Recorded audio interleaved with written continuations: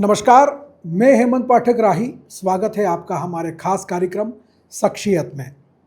जैसा कि हम अपने इस कार्यक्रम में अलग अलग क्षेत्रों से जुड़े हुए लोगों को आमंत्रित करते हैं और उनसे बात करते हैं उनके सफ़र के बारे में और यहाँ के समस्याओं और उनके सुझावों के बारे में।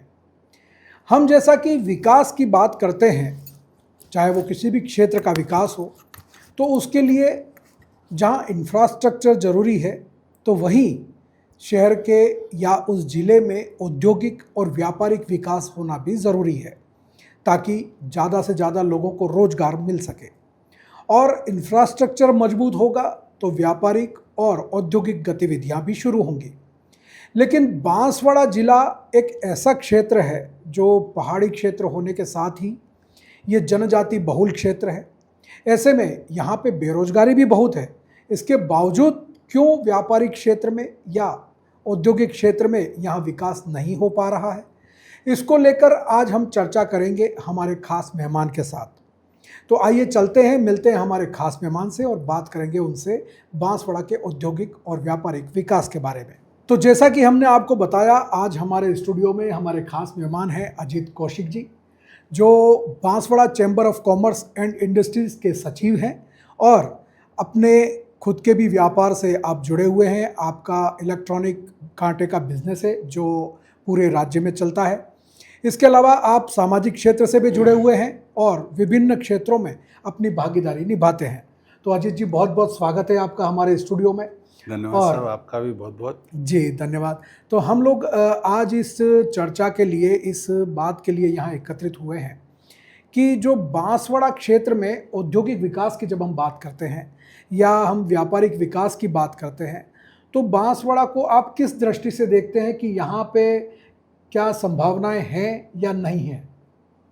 देखिए सर, औद्योगिक विकास के लिए अगर मैं पहले आपसे इंडस्ट्रीज़ के बारे में जब आपने पूछा है तो मैं थोड़ी सी जानकारी आपको बता दूं कि इंडस्ट्रीज़ को सबसे महत्वपूर्ण है जल और वहाँ की लेबर, यानी परिश्रम के लिए जो मज़दूर आते हैं वो मज़दूर और पानी। बांसवाड़ा में दोनों पर्याप्त है।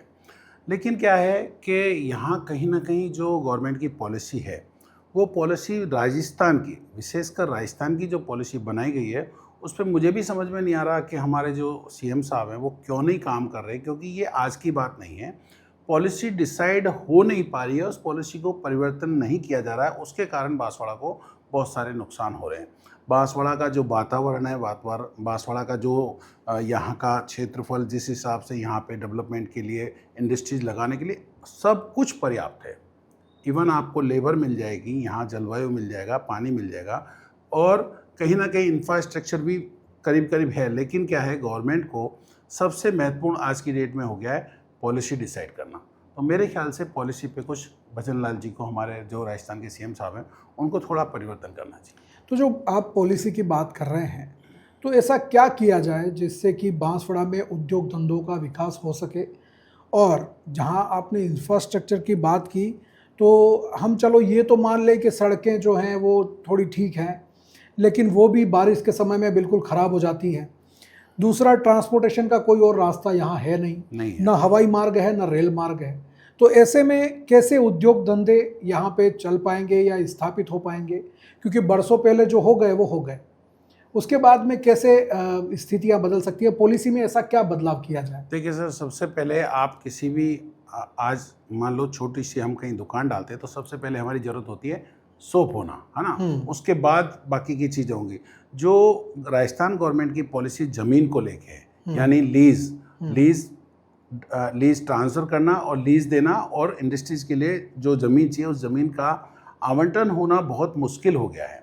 तो उस वजह से आपको बताऊं, बांसवाड़ा को बहुत सारे लॉसेज हो रहे हैं। अगर आप चाहो तो मैं पर्टिकुलर किसी इंडस्ट्रीज़ का नाम लेके आपको बता सकता हूं क्या? तो आप देखिए, मध्य प्रदेश सरकार ने ये जो आपने पूछा कि भाई क्या क्या प्रॉब्लम्स हैं, ये लीज़ नहीं होना और इन सब चीज़ों में देरी होने की वजह से बांसवाड़ा का एक बड़ा ग्रुप, राजस्थान का जो RSWM ग्रुप है, उस ग्रुप की 2 यूनिट हमारे मध्य प्रदेश में सेटल्ड हो गई है। अच्छा। हाँ, डेवलप, वहाँ प्रोडक्शन स्टार्ट होने वाला है। आपको, और वो प्रोडक्शन और वो इंडस्ट्रीज हमारे बांसवाड़ा में ही होनी थी। अच्छा। लेकिन क्या है, यहाँ राजस्थान में हमारा बांसवाड़ा आता है, हमारे यहाँ से रतलाम पास में है, तो जब हमें काम करने के लिए ज़मीन आवंटन में ही समस्या होने लगेगी तो ऑब्वियसली आदमी कहीं ना कहीं जाएगा। और आज एमपी में ये सारी चीज़ें बहुत आसान हो गई हैं, सिंगल विंडो हो गया है। Single window. हाँ, तो ये एक बड़ा कारण है जी। पिछले दिनों क्योंकि राजस्थान सरकार ने इन्वेस्टमेंट सबमिट भी की और बांसवाड़ा में भी जो है वो इसका आयोजन हुआ, कई सारी इंडस्ट्रीज़ आई, कई सारे बिजनेसमैन आए, उन्होंने एमओयू भी किए और बहुत सारी इंडस्ट्रीज़ की घोषणा भी हुई, लेकिन अभी तक धरातल पर कुछ भी नज़र नहीं आ रहा है। तो इसके पीछे क्या वजह हो सकती है? देखो सर, आप कितनी भी दूसरी चीज़ें कीजिए, हमें गवर्नमेंट से कोई शिकायत नहीं है। और अगर देखा जाए तो पैरेलल गवर्नमेंट वहाँ भी भाजपा की, यहाँ भी भाजपा की है, और दोनों ही युवा सीएम हैं। आज जो मोहन जी वहाँ पे काम कर रहे हैं, तो मुझे लगता है कहीं ना कहीं गवर्नमेंट को अपनी पॉलिसी कोलिब्रेट करनी चाहिए, आपस में एक दूसरे से बातचीत करके आप अपनी पॉलिसी चेंज कर सकते हो। और वहाँ की पॉलिसी का अगर आपको रिजल्ट ख़राब लग रहा होता तो आप नहीं करते। लेकिन जब आप देख रहे हो, ये आज की बात नहीं है, साल 10 साल कई सालों से जब से वो सीएम बने हैं तब से वहाँ पे ये सारी चीज़ें बहुत अच्छे तरीके से, हमारे बड़े बड़े प्रोजेक्ट वहाँ चले गए। इवन हमारा जो पावर प्लांट है वो भी हो सकता है वहाँ उसका कुछ हिस्सा वहाँ पे चला जाए, या बहुत सारी इंडस्ट्रीज और भी हैं। अगर मैं जैसे RSWM की बात नहीं करूँ, सीमेंट फैक्ट्रियाँ हैं, या बहुत सारे लोग बाहर के जो बांसवाड़ा में ज़मीन खरीदने के लिए तैयार थे, इन्वेस्टमेंट करने के लिए तैयार थे, वो सब मध्य प्रदेश चले गए। तो मेरे ख्याल से दोनों गवर्नमेंट्स को बैठ के बातचीत करके, क्योंकि हम सब भारत के निवासी हैं, हम सब भारत की जनता है, हम सब भारत के सारे राज्य हमारे भारत के हैं, और जब दोनों राज्यों में सरकार एक है तो मिलके मेरे ख्याल से कोई ऐसी योजना बनानी चाहिए जिससे हमारा राजस्थान का व्यापारी, हमारे राजस्थान का जो इंडस्ट्रियलिस्ट है वो मध्य प्रदेश में मजबूर ना हो जाने। क्योंकि एक्चुअल में इसी समस्या से जुड़ी हुई जो है वो पलायन की समस्या भी है। हाँ, भाई आपको स्थानीय लेवल पर कोई काम धंधा नहीं मिलेगा तो आप बाहर ही जाओगे काम करने के लिए। बिल्कुल। तो जैसा शिक्षा के क्षेत्र में है कि बच्चे पढ़ने के लिए बाहर चले जाते हैं, बिल्कुल। वैसा ही काम की तलाश में लोग बाहर चले जाते हैं। और जैसा कि अजीत जी ने बताया कि ज़मीन की उपलब्धता को लेकर जो सबसे बड़ी समस्या है, अगर उस पर सरकार काम करे तो बांसवाड़ा में उद्योग धंधों को लगाने में कोई दिक्कत नहीं होगी, क्योंकि यहाँ पानी भी है, लेबर भी अच्छी मिल जाती है, और उसके अलावा इंफ्रास्ट्रक्चर तो जैसे अगर उद्योग धंधे आएंगे तो वो भी मजबूत हो जाएंगे। बिल्कुल। तो ये जो स्थिति है, तो अभी बांसवाड़ा राजस्थान में औद्योगिक क्षेत्र में या विकास के क्षेत्र में आपको क्या लगता है किस पायदान पर होगा? पायदान तो देखो सर, राजस्थान में एक बहुत बड़ी प्रॉब्लम आप आए इधर देख रहे हो। अभी हमारे यहाँ बांसवाड़ा में भी अभी रिसेंटली पिछले वीक में एक बजरी खनन को लेकर बड़ा मुद्दा चल रहा था। तो यही इस धरती पे, इस हिंदुस्तान में ही गुजरात है। और जैसा मैंने अभी मध्य प्रदेश की बात करी, तो गुजरात में आप देखिए वहाँ रॉयल्टी होती है, रॉयल्टी के ठेके होते हैं, और वहाँ बजरी खनन को लेके मेरे ख्याल से कोई प्रॉब्लम नहीं है। गुजरात से बजरी हमारे राजस्थान में आ रही है, तो गुजरात से कोई पॉलिसी बांसवाड़ा में नहीं आ सकती क्या? सही बात। आए दिन बजरी खनन को लेके आपने देखा कितने हमारे अधिकारी मारे जाते हैं, कितने हमारे व्यापारियों को समस्या है। तो ये सर मेन मुद्दा ये है कि सरकार को कहीं ना कहीं, मैं ये नहीं कहता कि राजनीति किसी व्यक्ति की गलती है, हमारे ब्यूरोक्रेट्स जो हैं, हमारे जो यहाँ के सचिव हैं, वो थोड़ा सा काम करें, वो थोड़ा गुजरात विजिट करें, मध्य प्रदेश विजिट करें, और उनकी अगर पॉलिसी अच्छी है तो उसको हम एडोप्ट कर सकते हैं। तो आप देखिए खनन को लेके समस्या दूर हो जाएगी। यहाँ कपड़ा बनना, जो आप बरसों से बांसवाड़ा में कपड़ा बन रहा है, RSWM और बांसवाड़ा सिंटेक्स यूनिट है, ये बड़े ग्रुप है। अगर ये ग्रुप आप सोचो मध्य प्रदेश में शिफ्ट हो गए, आज बरसों पुराना, मैं शायद समझता हूँ तो 92 से RSWM ग्रुप बांसवाड़ा में है, मैं जहाँ से देख रहा हूँ। और अगर वो आज की डेट में 2 यूनिट उनकी मध्य प्रदेश में लगी, तो आप सोचो आने वाले टाइम में क्या वो यूनिट लगा पाएंगे? सही बात। और जब कोई व्यक्ति डाइवर्ट हो जाता है, आप अगर बॉम्बे रहने लग जाते हो तो फिर आप बांसवाड़ा का नहीं सोचते हो, फिर आप बॉम्बे के ही वहाँ के निवासी हो जाते हो, वहाँ के समाज में चले जाते हो, वहाँ के व्यापारियों में मिल जाते हो, तो सारी चीज़ें आपके उस हिसाब से।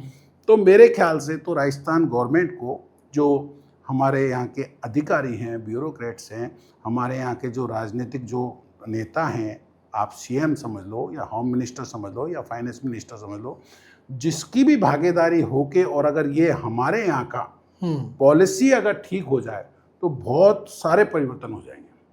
नहीं, बिल्कुल सही बात है आपकी, क्योंकि पॉलिसी को लेकर के ही सारी ये स्थितियां हैं। तो जब हम बात करते हैं उद्योगों की, तो आपने पिछले कई सालों से बांसवाड़ा को देख रहे हैं आप जी, कौन कौन से नए उद्योग धंधे आए हैं? ऐसा आपको लगता है कि हाँ, ये उद्योग धंधे नए आए हैं, या जो पुराने हैं वही चल रहे हैं? मेरे ख्याल से नया तो कोई अभी बांसवाड़ा में ऐसा उद्योग हमने देखा नहीं है। हाँ, एक चीज़ ज़रूर थोड़ा सा आसान हुआ है, जो हमारे यहाँ कंस्ट्रक्शन के लिए जो सीमेंट बाहर से आता था, पहले जब हम काम करते थे कुछ आज से 20 साल पहले या 15 साल पहले, तो चित्तौड़ से सीमेंट आता था या फिर काफ़ी दूर से सीमेंट आता। आज हमारे पास में सीमेंट बन रहा है।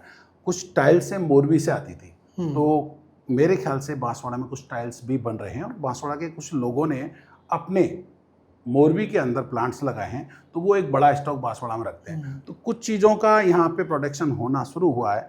कुछ पेपर्स यहाँ प्रोडक्ट हो रहे हैं, कुछ पैकिंग की चीज़ें यहाँ प्रोडक्ट हो रही है, लेकिन बहुत बड़ा जो परिवर्तन आ सकता है और जो बांसवाड़ा जिस चीज़ के लिए, आप देखो बांसवाड़ा में किसी चीज़ की कमी नहीं है। सबसे बड़ा सपोर्ट अगर किसी शहर को होता है तो पानी से होता है, क्योंकि किसी भी इंडस्ट्रीज को लगाने के लिए पावर और पानी दोनों चीज़ों की ज़रूरत होती है। तो पावर कट का तो हमारे पास चलो हम समाधान कर लेंगे, लेकिन वो एक जटिल समस्या है, उसके बारे में भी मैं आपसे निवेदन करूंगा। लेकिन ये सब होने के बाद अगर गवर्नमेंट अपनी पॉलिसी, मैं बार बार इस बात को इसीलिए कह रहा हूँ क्योंकि मेरा भी एक दर्द है। वो दर्द इसलिए है कि मुझे जब इंडस्ट्रीज में काफ़ी लोगों से बातचीत करने पर पता चलता है कि यार, मैं नाम नहीं ले पा रहा हूँ, बहुत सारे लोग हैं जो बांसवाड़ा के लिए अपनी ज़मीन खरीद रहे थे, ढूंढ रहे थे, वो आज मध्य प्रदेश चले गए। तो ये कुछ मेन कारण यही हैं। और जो आपने पूछा, तो हुआ है डेवलपमेंट, कुछ प्रोडक्शन यूनिट यहाँ स्टार्ट हुई हैं, लेकिन मतलब एमएसएमई के सेक्टर में कुछ कुछ काम हुआ है, छोटी जो लघु उद्योग इकाइयाँ हैं वो जो है वो काम कर रही है, लेकिन एक जो बड़े स्केल पर जो होना चाहिए था वो नहीं हो पाया। वो नहीं हुआ। जैसे आज आप बात करें इस बांसवाड़ा डेवलपमेंट के इंफ्रास्ट्रक्चर के लिए क्या हुआ, तो आप सीधी जा रहे हैं, सभापति ने बहुत काम किया। तो इंडस्ट्रीज में ऐसा कोई काम नहीं हुआ कि जिसको हम एकदम से हमें दिख जाए या याद हो जाए, ऐसा कुछ काम पास हो। हाँ, क्योंकि हाईवे से भी अगर हम बात करें जुड़ने की, तो हमारा एक जो नेशनल हाईवे है, लेकिन उसकी भी हालत देखें तो वो ग्रामीण की सड़कों से भी बदतर स्थिति में है। बहुत बहुत बदतर स्थिति में है सर। आपको पता ही नहीं चलेगा आपकी गाड़ी कितने बड़े खड्डे में जा रही है। अभी बारिशों में तो ये है कि वहाँ पानी दिखता है और पता लगता है कि एक साइड से आप पूरे चले गए। रेल तो है नहीं, ना हवाई जहाज है। तो ये सारी चीज़ें बांसवाड़ा के औद्योगिक क्षेत्र के विकास में क्यों बाधक हैं, अब आपको समझ में आ रहा होगा। अजीत जी, आप व्यापारिक संगठन से जुड़े हुए हैं, व्यापारियों के साथ जुड़ते रहते हैं। आपके संगठन जो है बीसीसीआई, कितने व्यापारी जुड़े हुए हैं इस संगठन से, और ये कब शुरू हुआ, और इसके बारे में कुछ बताएं पहले तो। सर, संगठन तो 2012 से शुरू हुआ है और करीब 1540 व्यापारी हमारे रजिस्टर्ड हैं। हमारे जैसा कि मैं खुद अभी, पहले मैं कार्यवाहक अध्यक्ष भी रहा था, उसके पहले मैं उपाध्यक्ष भी रहा और अभी मैं महासचिव हूँ। तो करीब हमारे पूरे व्यापारियों के 5 ग्रुप हैं। उन ग्रुप के थ्रू हम अपनी लोगों को जो भी सूचना देनी है या उनसे कुछ जानकारी लेनी, वो सब करते हैं। और मेरे ख्याल से 4 या 5 लोग हमारे अध्यक्ष रह चुके हैं। अभी वर्तमान में हमारे महावीर जी जैन हैं, वो अध्यक्ष हैं और मैं महासचिव हूँ। और तो व्यापारियों को बांसवाड़ा में किस तरह की समस्याएं आती हैं, चाहे वो व्यापार के क्षेत्र में हो, नया व्यापार शुरू करने के क्षेत्र में हो, या सरकारी स्वीकृतियों के क्षेत्र में हो, तो बांसवाड़ा में व्यापार को लेकर के क्या स्थिति है? व्यापार तो बांसवाड़ा में और बांसवाड़ा के रूरल अगर आप देखा जाए बहुत अच्छा है। आज की डेट में यहाँ सारी चीज़ें अच्छे से व्यापार हो रहा है और नए नए व्यापार जो आपने देखा पहले हमारे बांसवाड़ा में नहीं थे, वो बांसवाड़ा में, जो हम बड़ी सिटीज़ में, मेट्रो सिटीज़ में जाते हैं, वहाँ देखते हैं ना, फलाना रेस्टोरेंट है, ये वो रेस्टोरेंट है। तो अब बांसवाड़ा में वो बहुत सारे रेस्टोरेंट और बहुत सारे नए जो मॉल में आप देख रहे हो ब्रांड जो आ रहे हैं, वो आ रहे हैं। लेकिन क्या है कि आपका जो सवाल था कि चैम्बर ऑफ कॉमर्स क्या करता है, अभी आप देखिए, चैम्बर ऑफ कॉमर्स की एक सबसे बड़ी खासियत ये है कि आप, मेरी प्रशंसा की बात नहीं कर रहा हूँ, अगर शहर से कोई भी हमारे पास फ़ोन आता है, इवन आज इंस्पेक्टर राज खत्म जैसा है, लेकिन फिर भी कोई ऐसा विवाद हो जाता है कि किसी की दुकान पे किसी तरह का कोई इंस्पेक्शन हो गया और वो दुकानदार सही है, तो हम उसको देखते हैं कि यार क्या कोई ज़बरदस्ती तो नहीं हो रही या कोई मांग जांच तो नहीं हो रही। और अगर दुकानदार गलत है तो हम प्रशासन को सहयोग करते हैं कि सर इस बार इन्होंने ऐसा किया है, तो इसका कुछ तरीका निकाल के कि कैसे इसको इजी किया जाए। जैसे फूड लाइसेंस है या फिर लेबर लाइसेंस है या फिर स्टैंपिंग का कोई मैटर है, तो उसको इजी करने के लिए हम व्यापारियों से बात करते हैं, समय समय पे कैंप लगाते हैं। और हमारा व्यापारियों का ये काम नहीं है, फिर भी चैम्बर ऑफ कॉमर्स कोशिश करता है कि जनता के लिए, जनता क्लिनिक के साथ मिलकर हम ब्लड डोनेशन का कैंप लगाते हैं, इवन हम ब्लड और शुगर और थायराइड टेस्ट के फ्री कैंप भी लगाते हैं। ये काम भी हमने किए हैं। तो जैसे आपने बताया कि बांसवाड़ा में आपका संगठन किस तरह से काम करता है, जी, यहाँ के जैसे लाइसेंस राज वाली बात करी आपने, तो ये टैक्सेशन को लेकर के या दूसरी चीज़ों को लेकर के किस तरह की समस्याएं आती हैं? क्योंकि अभी देखा जाए तो जीएसटी और ये सब मिला करके इतनी भारी समस्या है कि छोटे छोटे व्यापारी इनको समझ नहीं पाते। देखिए सर, आपने इतना बढ़िया एक मुद्दा जो जीएसटी का उठाया है ना, मैं बता दूं, व्यापारी क्या है कि अपने परिवार की वजह से, आज आपने देखा होगा बहुत सारी घटनाएं होती हैं कि फला गांव में फलाने ने सुसाइड कर लिया या किसान ने सुसाइड कर लिया, लेकिन व्यापारी क्या है, वो लड़ता है और वो आखिरी लेवल तक लड़ेगा, टूटेगा भी नहीं। लेकिन आप अगर देखो तो ये जीएसटी ने क्या है, व्यापारी को तोड़ दिया है। इंफ्रा के लिए व्यापारी का पैसा काम में तो आ रहा है, लेकिन आप सोचो, मैं व्यापारी का नाम नहीं लेता हूँ, एक व्यापारी 10 करोड़ का एक साल का अपना माल परचेज करता है और बांसवाड़ा का ही है। मैं 10 करोड़, अभी आपको जो आंकड़े नहीं बता रहा हूँ, जो है वो बता रहा हूँ। 10 करोड़ का उसने माल खरीदा, 10 करोड़ का 18% वो गवर्नमेंट को जमा करा चुका। अब वो उसका माल गोदाम में पड़ा है। दूसरे शहर में ऐसा नहीं है।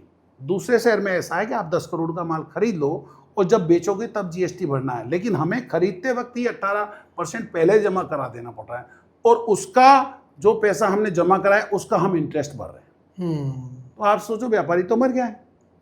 आज हम खरीदते वक्त ही सेंट्रल गवर्नमेंट को 9% और 9% स्टेट गवर्नमेंट को पैसा दे दिया। अब माल तो गोडाउन में पड़ा है सब। हम सामने वाले से जीएसटी कब लेंगे? जिस दिन बिकेगा उस दिन। तो जीएसटी ने तो हम जीएसटी के सपोर्ट में हैं, लेकिन ऐसा जीएसटी बनाया जाए जिससे व्यापारी के बच्चे भी जीवित रहें, व्यापारी का घर चले। आप सोचो, 10 करोड़ का जीएसटी पहले भर के और फिर हम ब्याज भर रहे हैं, तो हमारी क्या कंडीशन होगी? तो एक बड़ी समस्या है। तो इसको लेकर के जो व्यापारी हैं या उनके जो मुद्दे हैं, तो उस पर किस तरीके से काम होता है? मुद्दे के लिए एक्चुअली क्या है, समय समय पे हम लोग मीटिंग्स करते हैं, प्रशासनिक अधिकारियों के साथ बातचीत होती है, इनकम टैक्स, सेल टैक्स के साथ बातचीत होती है।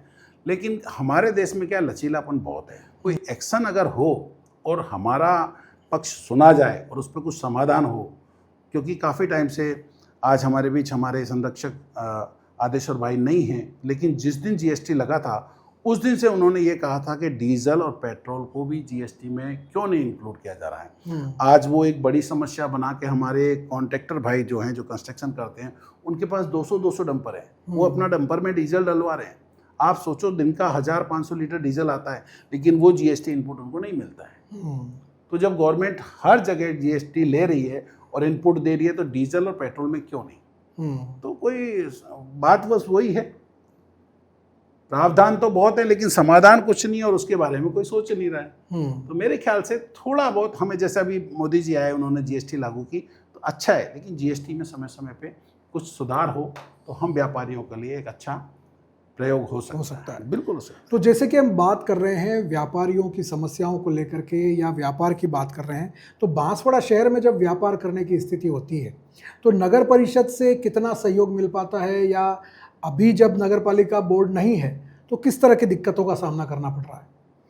देखिए सर, यहाँ में क्योंकि मैं तो कॉमन मैन के तरीके से ही आपसे बात कर रहा हूँ, यहाँ पे जिनेंद्र भाई त्रिवेदी का एक छोटा सा मैं आपको उदाहरण देता हूँ कि कभी भी उनके पास किसी भी काम के लिए कोई भी व्यक्ति गया हो, चाहे वो राजनीतिक हो, गैर राजनीतिक हो, गरीब हो, अमीर हो, उन्होंने फर्दर उसको वहाँ शिफ्ट कर दिया है जो उस डिपार्टमेंट का व्यक्ति है। तो कुल मिला के जिला परिषद जब तक जिनेंद्र भाई के हाथ में थी तब तक वो सारा कार्य बहुत सुचारू रूप से चल रहा था। अब ये प्रशासन की गलती है या कुछ और नेग्लिजेंसी हो रही है? आज की डेट में एक सबसे छोटा काम है, वो है आज मैं अपना घर बना रहा हूँ, तो घर बनाने के लिए मैं नगर परिषद जा रहा हूँ और नगर परिषद से मैं अपने मकान को बनाने की कंस्ट्रक्शन परमिशन के लिए अगर मैं बोल रहा हूँ तो उस परमिशन में ही टाइम लग रहा है। फिर आप बोलते हो कि साहब आप बिना परमिशन काम कर रहे हो। ये मुद्दा मेरे पास आज सुबह ही किसी ने मुझे डिस्कस किया है। पहली बात तो ये है कि नगर परिषद उसको परमिशन देने में बहुत डिले कर रही है। हो सकता है क्या रीजन है वो पता नहीं।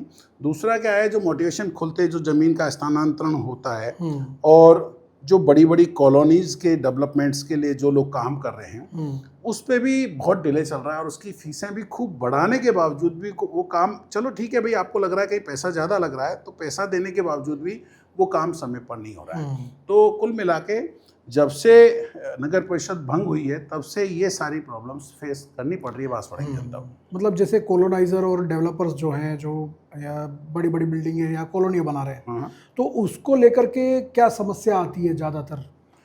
वो लोग जब कोई भी ज़मीन खरीदते हैं तो वो या तो एग्रीकल्चर लैंड है तो उसको आबादी में कन्वर्ट करवाना है तो वो करवानी ही पड़ेगी उनको। अगर वो टाइमली काम नहीं होगा तो उन लोगों की सारी प्लानिंग फेल हो जाती है। आज जो कॉलोनी डेवलपर्स है वो बहुत सारा पैसा इन्वेस्ट करके ज़मीन खरीद रहा है।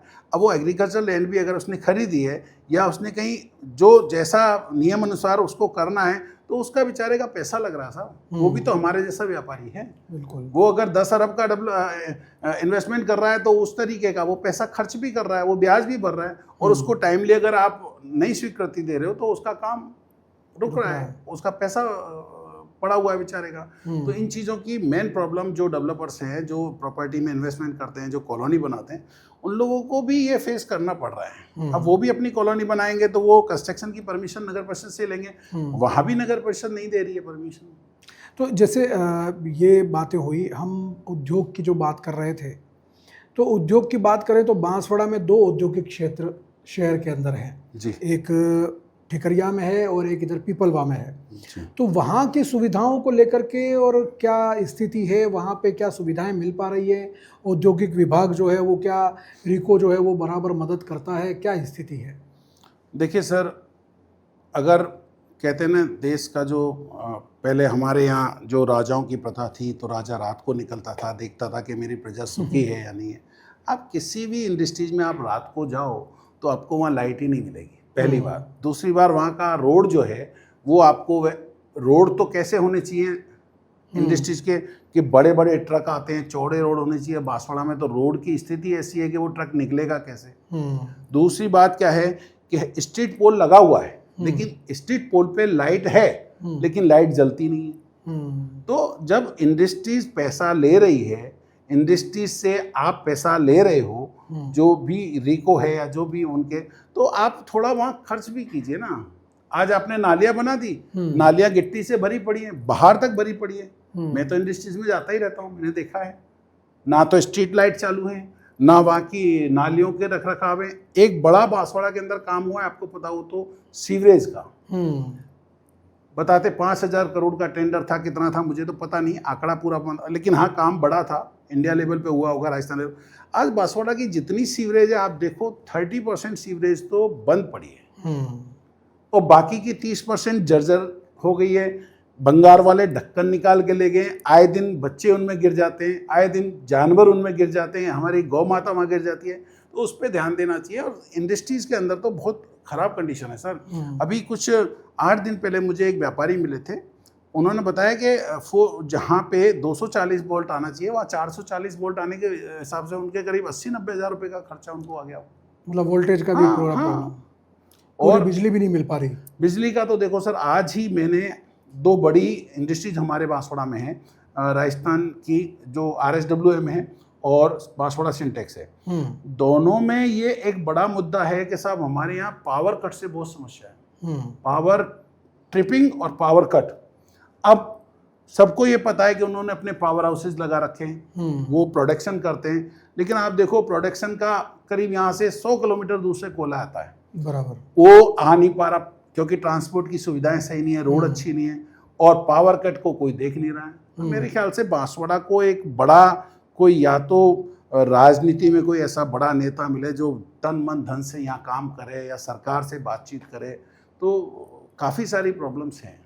जैसे आपने पावर ट्रिपिंग और बिजली की समस्या की बात की, बांसवाड़ा को कई बिजली घर मिले हुए थे और बांसवाड़ा जो है वो बिजली का हब भी बन सकता था। परमाणु बिजली घर हैं, उसके अलावा 3 कोयला बिजली घर हैं, थर्मल जो है वो बिजली बना सकते थे। अभी हम जो है वो पानी से बिजली बना रहे हैं। इसके बावजूद भी अगर बिजली की इतनी समस्या आ रही है तो जो स्वीकृत हैं उनको शुरू करने में क्या दिक्कत आ रही है? उनको शुरू करने में दिक्कत यही है कि सर हम जो पिछले ये राजस्थान की सरकार से पहले जब हम थे तो वो गवर्नमेंट किसी की भी हो, लेकिन उस वक्त पे जो डिसीजन हो गए उन कामों को अब आगे कंटिन्यू करना हमारे राजनीतिक जो यहाँ के दारोमदार हैं, जो हमारे सांसद हैं, विधायक हैं, उनकी एक जिम्मेदारी है, तो वो उस चीज़ में नहीं हो पा रहा है। जैसे कि आप रेल का देखो, आज रेल नहीं होने से हमारे जो इंडस्ट्रीज़ वाले हैं उनको कितनी समस्या हो रही है। रेल से कोयला आ सकता है, ट्रांसपोर्टेशन हो सकता है, तो वो सब चीज़ें, रेल का काम तो मेरे ख्याल से तो भगवान ही मालिक है कब होगा कैसे होगा, लेकिन वो बंद पड़ा है। तो कुछ चीज़ें ऐसी हैं जो हमारे यहाँ के MLA MPs हैं उनको करना पड़ेगा, और अगर वो नहीं करते हैं तो जनता को कुछ सोचना पड़ेगा, कुछ परिवर्तन होना चाहिए।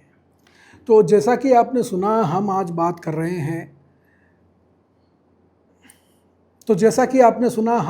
कर रहे हैं अजीत कौशिक जी से, जो बांसवाड़ा चैम्बर ऑफ कॉमर्स और इंडस्ट्रीज़ के महासचिव हैं।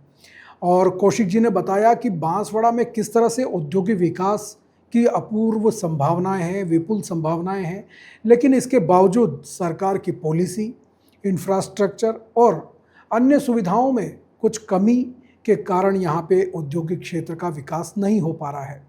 ऐसे में सबसे बड़ी समस्या बांसवाड़ा के लिए बेरोजगारी और पलायन की बन जाती है, जिस वजह से यहाँ के लोग रोजगार के लिए बाहर की ओर देखना पड़ता है। लेकिन अब समस्या यहाँ तक ही रहेगी या इसका आगे समाधान भी होगा, ये तो आने वाला वक्त बताएगा। लेकिन हम आज जिस विषय को लेकर कर चर्चा कर रहे हैं वो विषय इतना गंभीर है, क्योंकि आने वाले समय में जैसे जैसे देश प्रगति कर रहा है, हम तीसरी बड़ी अर्थव्यवस्था बनने वाले हैं या बनने जा रहे हैं। ऐसे में बांसवाड़ा उस अर्थव्यवस्था में कितना सहयोग कर पाएगा, ये हमारे लिए सोचने वाली बात है। और ये उन अधिकारियों, नेताओं और सरकार के लिए भी सोचने वाली बात है जो इस इलाके को गवर्न कर रहे हैं, और वो यहाँ के लिए कुछ अलग पॉलिसी बना पाएँ या बांसवाड़ा के औद्योगिक विकास के लिए कुछ कर पाएँ, तो ये बहुत बड़ी राहत होगी और इसी से इस क्षेत्र का डेवलप होगा। तो अजीत जी, बहुत बहुत धन्यवाद आपका हमारे साथ आज बात करने के लिए, और आपकी बातों से बहुत कुछ पता चला कि हम बांसवाड़ा के लिए क्या कर सकते हैं और सरकार को क्या करना चाहिए। तो आपको ये कार्यक्रम कैसा लगा हमें ज़रूर बताएं। हमारे YouTube, Instagram, Facebook और X पर जाकर आप ये कार्यक्रम देख सकते हैं और वहाँ हमें कमेंट करके अपनी राय बता सकते हैं। आपका भी बहुत बहुत धन्यवाद, आपने मुझे बुलाया, आपके चैनल का धन्यवाद, और आप समय समय पर याद करते हैं। हमारी आपके चैनल के लिए ढेर सारी शुभकामनाएँ हैं। तो आप हमारे मोबाइल नंबर 9414102499 पर भी संपर्क कर सकते हैं, हमें अपनी राय बता सकते हैं, और इस वीडियो को ज़्यादा से ज़्यादा लोगों को शेयर करें। उन जिम्मेदार अधिकारियों, नेताओं और सरकार तक इस वीडियो को पहुंचाएं ताकि वो लोग बांसवाड़ा की व्यापारिक और औद्योगिक समस्याओं को समझ पाएं और यहाँ के लिए कुछ काम कर पाएं। फिर मिलेंगे ऐसी ही किसी चर्चा के साथ, किसी और शख्सियत के साथ। तब तक दीजिए इजाज़त। सबको नमस्कार। नमस्कार।